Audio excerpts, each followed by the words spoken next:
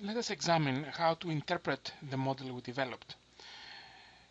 One of the things we should look after is that there might be what is called multicollinearity.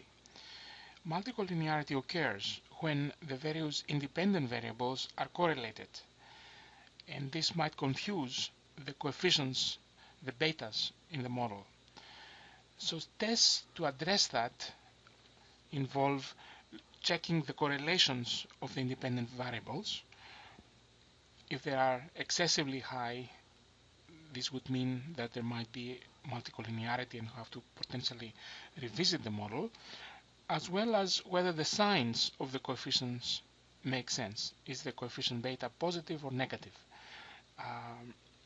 If it agrees with intuition, then multicollinearity has not been a problem. But if intuition suggests a different sign, this might be a sign of multicollinearity. The next important element is significance. So how do we interpret the results, and how do we understand whether we have a good model or not? For that purpose, let's take a look at what is called area under the curve, or AUC for short. So the area under the curve shows an absolute measure of quality of prediction, in this particular case 77.5%, which means that given that the perfect score is 100%, so this is like a B,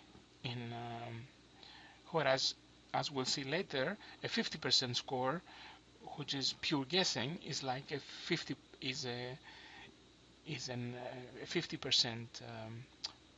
rate of success.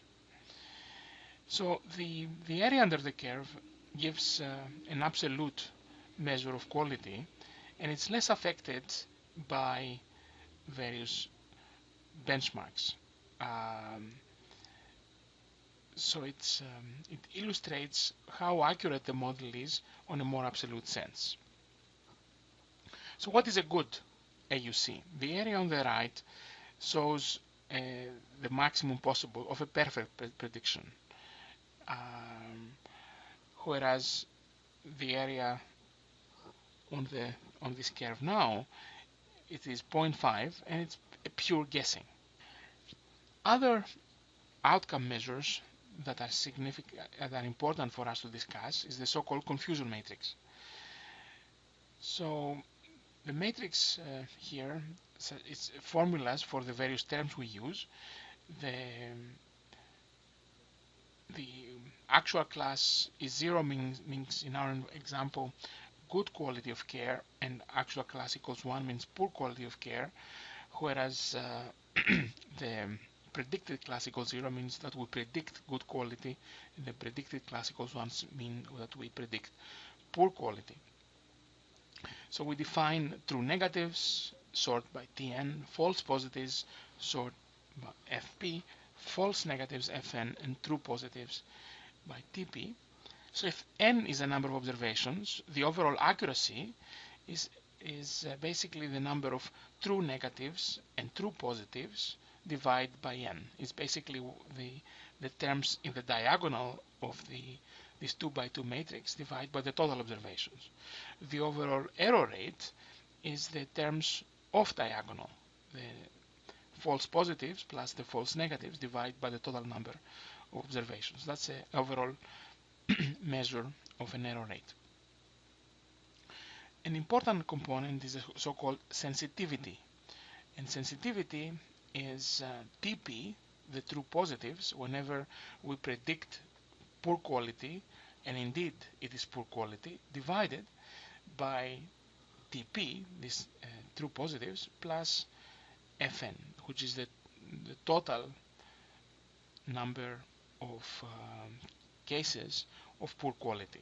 So this is the total number of times that we predict poor quality, and it is indeed poor quality, versus the total number of times we predict the total number of times the actual quality is in fact poor. False negative rate is Fn, the number of false negatives divided by the number of true positives plus the number of false negatives.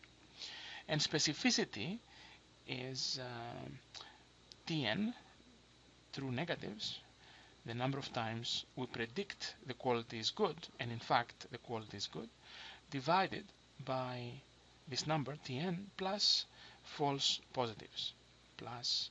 So specificity is the number of times we predict the quality is good, and it is indeed good, versus the total times we have good quality.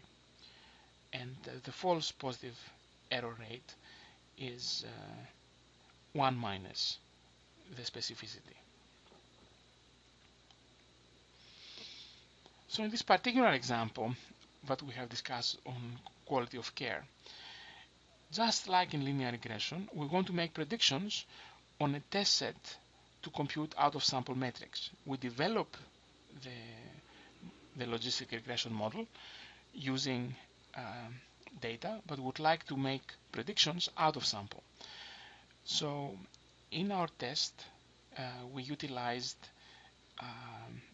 32 cases, and the R command that makes the statements about the quality of the prediction out of sample is illustrated here in the slide. So in that way, we make predictions about probabilities, of course, simply because logistic regression makes predictions about probabilities. And then we transform them to a binary outcome, the quality is good or the quality is poor, using a threshold. In this particular example, we used a threshold value of 0.3, and in doing so, we obtain the following confusion matrix. So there were, as I mentioned, there are 32 cases, out of which 24 of them are actually good care and 8 of them are actually poor care. We observe that the overall accuracy of the model is 19 plus 6 is 25 over 32. The false positive rate is in this case 5 over 24, 19 plus 5, whereas the true positive rate is 6 out of 8, 6 plus 2. Notice, if you compare this model with making always, let's say one alternative is to say we predict good care all the time. In that situation, we will be correct 19 plus 5, 24 times versus 25 times in our case. But notice that predicting always good care does not capture the dynamics of what is happening versus our logistic regression model that is far more intelligent in capturing these effects.